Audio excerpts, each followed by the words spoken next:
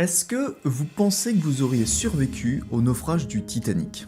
Eh bien dans cette vidéo, vous allez découvrir la réponse parce qu'on va développer un modèle de machine learning pour prédire quelles étaient vos chances de survie en considérant votre âge, votre sexe et la classe dans laquelle vous auriez voyagé.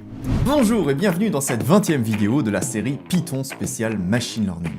Dans cette vidéo, nous allons enfin faire du machine learning avec Python en utilisant scikit-learn, la meilleure librairie de machine learning au monde. En particulier, on va utiliser scikit-learn pour faire de l'apprentissage supervisé. Les techniques que vous allez apprendre dans cette vidéo vont vous permettre de faire beaucoup de choses, comme estimer le prix d'un appartement, prédire le cours de la bourse, détecter un objet sur une photo, ou même calculer vos chances de survie dans une catastrophe comme celle du Titanic. Mais avant tout ça, voyons rapidement ce que c'est le machine learning.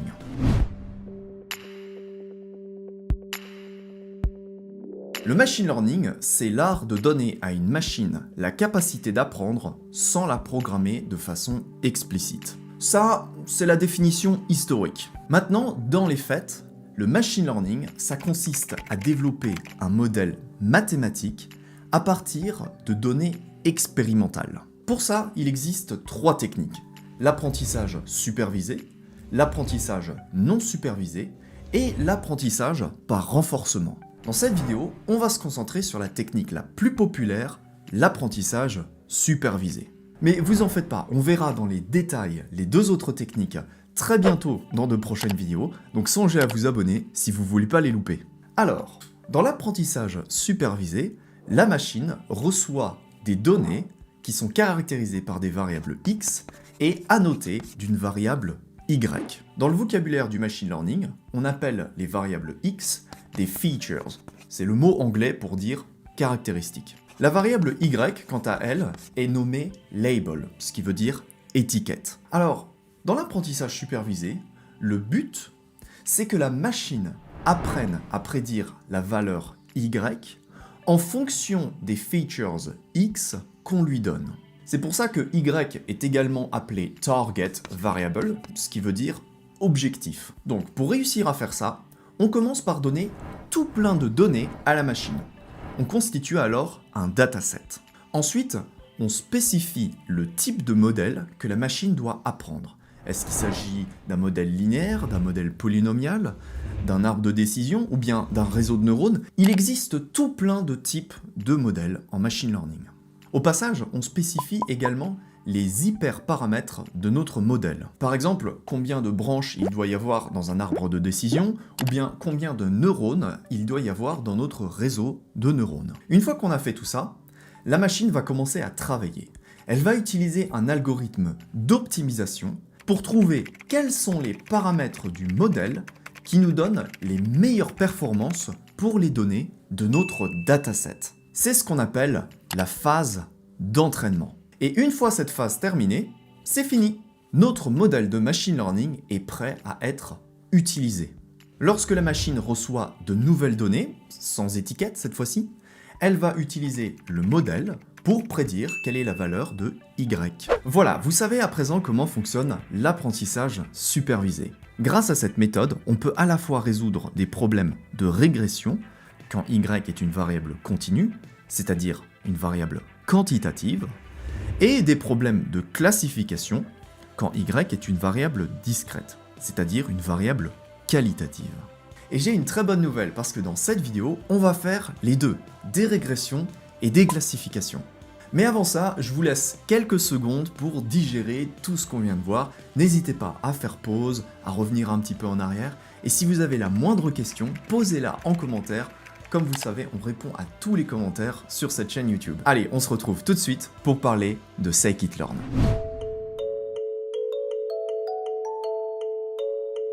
Pour faire du machine learning avec scikit-learn, c'est extrêmement simple.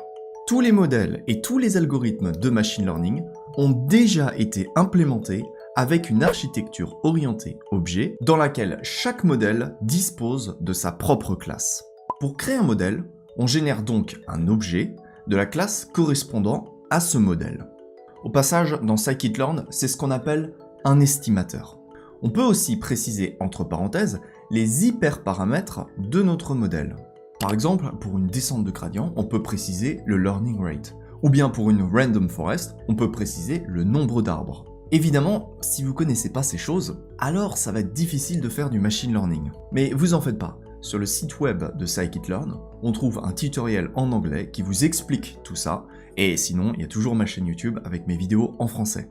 Donc, une fois qu'on a initialisé notre modèle, on va pouvoir l'entraîner, l'évaluer et l'utiliser en utilisant 3 méthodes qu'on retrouve dans toutes les classes de Scikit-learn. Et c'est ça qui rend Scikit-learn absolument génial. Même si tous ces modèles ont des mécanismes différents, eh bien leur interface d'utilisation est toujours la même.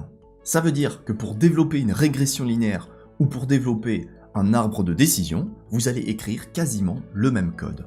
Donc, pour entraîner notre modèle, on utilise la méthode fit, dans laquelle on fait passer nos données x, y, qui doivent être présentées dans 2 tableaux NumPy bien distincts. Au passage, ces tableaux doivent toujours avoir 2 dimensions. La première dimension pour le nombre d'échantillons présents dans le dataset, et la deuxième dimension pour le nombre de features que l'on a dans la dataset. Et pour y, ce ne sera pas le nombre de features, mais le nombre de targets, c'est-à-dire 1. J'insiste sur ce point parce que ça arrive souvent que des gens oublient de faire passer la dimension 1 à l'intérieur du vecteur y. Bref, une fois notre modèle entraîné, on peut l'évaluer avec la méthode score. Dans cette méthode, on fait une nouvelle fois passer des données x, y, et cette fois-ci, la machine utilise les données x pour faire des prédictions et comparer ces prédictions aux valeurs y qui sont données dans la méthode. Et une fois que vous êtes satisfait par la performance de votre modèle, alors vous pouvez l'utiliser pour faire de nouvelles prédictions en utilisant la méthode predict. Voilà donc les 4 lignes de code que vous devez retenir pour développer des modèles de machine learning avec Scikit-learn. En gros, si vous retenez ça, alors vous savez 80% de ce qu'il y a à savoir sur Scikit-learn. Comme je l'ai dit tout à l'heure, voici le code pour développer un modèle de régression linéaire, voici le code pour développer un modèle de régression logistique, et le code pour un algorithme de support vector machine, le code pour un modèle de random forest, bref, c'est toujours la même chose. Pour finir, si vous cherchez ces modèles dans la documentation, vous verrez qu'ils sont répartis en différents modules. Par exemple, le module Linear Model contient les modèles Linear Regression, Rich et SGD Regressor. Le module Neighbors contient les algorithmes de K-Nearest Neighbors, et le module SVM contient les algorithmes de Support Vector Machine. Donc, pour utiliser tous ces algorithmes, il faut commencer par importer les modules correspondants, et non pas importer Scikit-learn tout seul, sinon votre programme ne fonctionnera pas. Et si parmi tous ces algorithmes, vous ne savez pas lequel choisir, alors je vous conseille de regarder cette carte qui vous aidera à trouver le bon estimateur pour votre application. Voilà, avec tout ça, je peux vous assurer que vous saurez développer des modèles de machine learning de première classe. Donc, qu'est-ce qu'on attend? Je vous propose tout de suite de passer à l'action.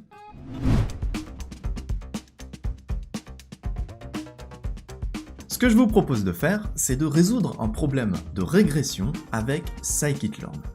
Donc, j'ai ici le dataset suivant, que j'ai créé à partir de 2 tableaux NumPy, un tableau X et un tableau Y. Et ces tableaux, je les ai créés en veillant à bien préciser qu'ils ont 2 dimensions.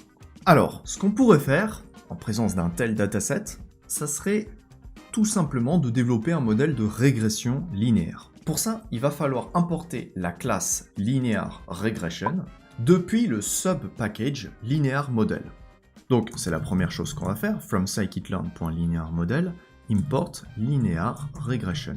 Une fois que c'est fait, tout ce qu'on a à faire, c'est de recopier les 4 lignes de code qu'on a vues auparavant. Donc on commence par créer un objet de la classe linear regression, et au passage, ici on n'a pas besoin d'écrire la moindre chose entre parenthèses, puisque dans la classe linear regression, on implémente la méthode des moindres carrés qui n'utilise pas d'hyperparamètres. Il n'y a pas de descente de gradient ou ce genre de choses. Donc, on a créé notre modèle, puis on va l'entraîner avec la méthode fit, et on va l'entraîner sur nos données x, y, et ensuite on va pouvoir l'évaluer, par exemple, sur les mêmes données, x, y, et on obtient donc un score de 88%.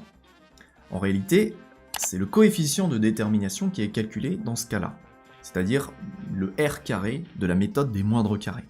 Mais dans scikit-learn, vous pouvez utiliser tout plein d'autres techniques d'évaluation et on les verra dans les prochaines vidéos. Pour finir, on va utiliser la méthode predict pour faire de nouvelles prédictions, par exemple sur nos données X. Et donc, ceci nous donne un tableau NumPy qui va contenir autant de résultats que l'on a de données dans notre tableau X. Et avec Matplotlib, on peut observer tous ces résultats à l'écran, ce qui nous donne le modèle suivant. Voilà. Si c'est pas beau ça, on a fait du machine learning en 4 lignes de code. Bien évidemment, ce modèle de régression linéaire, on va pas pouvoir l'utiliser dans toutes les situations. Si par exemple, j'ai un dataset non linéaire, par exemple le dataset suivant, eh bien si je réentraîne mon modèle, j'obtiens le résultat suivant. Et c'est pas joli joli. Là, vous pourriez vous dire que notre modèle n'a pas bien réussi son apprentissage, son entraînement, mais en réalité, si. Il a parfaitement réussi son apprentissage. Sauf que ce n'est pas le modèle adapté à ce genre de problème. Donc pour ça, il faudrait qu'on sélectionne un autre modèle de machine learning, par exemple un modèle de support vector machine, et donc il suffit de remplacer linear regression par SVR dans notre code et accessoirement d'entrer certains hyperparamètres pour obtenir les résultats suivants, donc quelque chose de vraiment bien. Ou alternativement, on pourrait faire du traitement de données et créer des variables polynomiales, c'est-à-dire faire du feature engineering. Et c'est quelque chose d'autre qu'on verra dans la prochaine vidéo.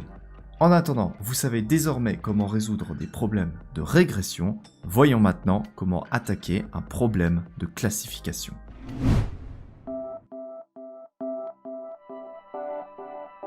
Cette fois-ci, je vais vous montrer comment travailler sur des données réelles avec comme exemple le dataset du Titanic. Donc, j'ai déjà importé le dataset avec Seaborn, puis j'ai déjà filtré un petit peu ce dataset en ne sélectionnant que les colonnes qui nous intéressent, c'est-à-dire la colonne Survived, P-class, Sexe et Âge. Ensuite, j'ai éliminé les données qui sont manquantes dans ce dataset avec la méthode drop_na. Puis, chose très importante, j'ai remplacé les mots male et female par des valeurs numériques, à savoir 0 et 1. Parce que pour faire du machine learning, il nous faut des valeurs numériques. On ne peut pas faire de calcul avec des mots. Donc le résultat de toutes ces lignes, ça nous donne le dataset suivant. Ce qu'on va essayer de faire, c'est de développer un modèle de classification pour déterminer si un passager du Titanic va survivre ou non au naufrage du navire. Donc pour résoudre un problème de classification, il faut commencer par charger un modèle de classification. Si vous n'en connaissez pas, vous pouvez retourner sur le site de scikit-learn, consulter la carte pour choisir un estimateur, vous vous rendez dans la section classification, et là vous avez différentes options. Nous on va choisir l'option K-Neighbors Classifier.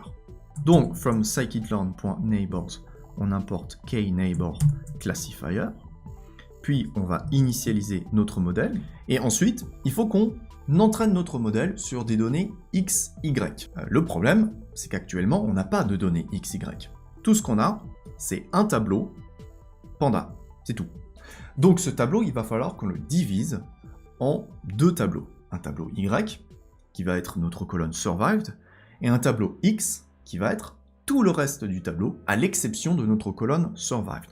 Donc, on va écrire que Y égale Titanic de Survived, tout simplement. Donc si vous avez un problème avec ça, n'hésitez pas à consulter la vidéo sur Panda, c'est très important.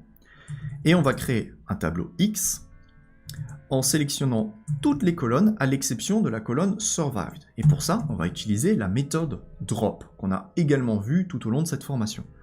Donc on va écrire drop de la colonne Survived puisque c'est la colonne qu'on veut éliminer. Et on veut procéder à cette élimination suivant des colonnes, c'est-à-dire l'axe 1. Donc on écrit axis égale 1. Donc en exécutant tout ça, on se retrouve avec un tableau Y qui ressemble à ça, et un tableau X qui ressemble à ça. Et vous allez me dire, mais c'est des data frames. Moi je pensais qu'il fallait que ça soit des tableaux NumPy. Rappelez-vous d'une chose, Panda, c'est construit sur la base de NumPy. Donc on va pouvoir donner ces tableaux à scikit-learn, et tout va bien se passer. On y va, on écrit model.fitxy, Et on va tout de suite évaluer la performance de notre modèle en écrivant modèle score x, y. Et on obtient donc une précision de 83%. Ça veut dire que 83% du temps, notre modèle effectue une bonne prédiction. C'est-à-dire il arrive à prédire si un passager a survécu ou malheureusement non. Donc, à présent, on pourrait utiliser la méthode predict pour voir les passagers qui ont survécu et non. Maintenant, on va faire la chose que vous attendez le plus depuis le début de cette vidéo. On va écrire une fonction pour déterminer si oui ou non vous auriez survécu au naufrage du Titanic. Donc, je vous propose de créer une fonction, disons, survie, dans laquelle on va faire passer notre modèle, ainsi qu'une classe de passagers, une valeur pour notre sexe et une valeur pour notre âge. Au passage, on peut directement initialiser ces arguments avec des valeurs par défaut. Par exemple, moi, je pense que j'aurais voyagé en 3e classe.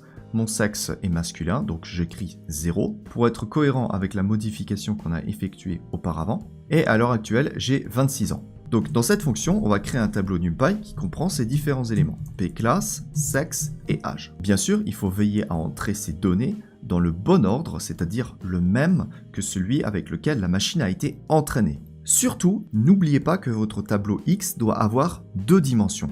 À ce stade-là, il n'a qu'une seule dimension. Donc il va falloir qu'on écrive reshape, et on va écrire qu'on veut une ligne et 3 colonnes. Et ça, c'est très important, et pas mal de débutants oublient de faire ce genre de choses, et du coup, ils obtiennent des erreurs comme celles que vous voyez en ce moment à l'écran. Donc, une fois qu'on a fait ça, eh bien, tout ce qu'on a à faire, c'est d'imprimer les résultats de la prédiction sur X, et voilà, c'est terminé. Notre fonction s'arrête là. À présent, si on veut voir si on a survécu ou non au naufrage du Titanic, on va tout simplement utiliser la fonction survie, et en l'occurrence, moi, je n'ai pas survécu. Voilà, c'est comme ça. C'est malheureux. Maintenant, pour finir, on pourrait calculer la probabilité que j'appartienne à la classe 0 ou à la classe 1. Pour ça, il existe la méthode predict-proba qu'on retrouve dans certains modèles de machine learning, mais pas tous, il faut être au courant. Donc je vais compléter ma fonction en écrivant modèle.predict-proba de x, et je vois donc que j'ai 60% de chance d'appartenir à la classe 0 et 40% de chance d'appartenir à la classe 1. Ça explique pourquoi le modèle estime que j'ai plus de chances d'appartenir à la classe 0, c'est-à-dire de ne pas survivre au naufrage. Voilà, donc je vous invite à recopier ce code chez vous et à remplacer les arguments par vos propres détails pour calculer vos chances de survie à bord du Titanic. Bien sûr, le résultat que vous obtiendrez sera à prendre avec des pincettes parce que le modèle que l'on entraîne n'est pas un modèle parfait, il nous manque des données dans le dataset originel et en plus de ça, on a filtré notre dataset. Donc toutes ces choses font que le modèle que l'on a ne reflète pas totalement la réalité. Enfin, voici un petit exercice pour continuer à vous exercer. Je vous propose de modifier le nombre de voisins que l'on a dans notre algorithme K-Neighbors Classifier pour trouver quelle est la valeur de cet hyperparamètre qui vous donne les meilleures performances sur votre dataset. Donc si vous ne connaissez pas cet algorithme, il est très simple à comprendre. Pour vous donner un exemple, si parmi les 5 voisins les plus proches de moi, 4 ont survécu et 1 n'a pas survécu, alors l'algorithme va penser que moi aussi, j'ai survécu. Donc je vous invite à tester différentes valeurs entre 0 et 10. Bien sûr, il existe des fonctions dans scikit-learn pour faire du model selection, mais je vous invite à écrire votre propre algorithme avec une boucle for et peut-être des if à l'intérieur de cette boucle, afin de tester les différentes valeurs d'hyperparamètres et de retenir la valeur qui vous donne les meilleurs résultats.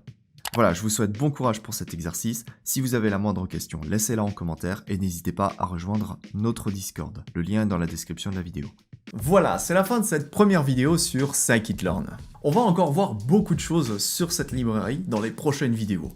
On va voir comment faire de l'apprentissage non supervisé. On va également voir comment faire de la sélection de modèles et comment développer des pipelines de modèles de machine learning. Donc n'hésitez pas à vous abonner pour ne pas louper ces futures vidéos. En attendant, j'espère que cette vidéo vous a plu. Si c'est le cas, pensez à la partager avec un ami, ça pourrait l'aider lui aussi.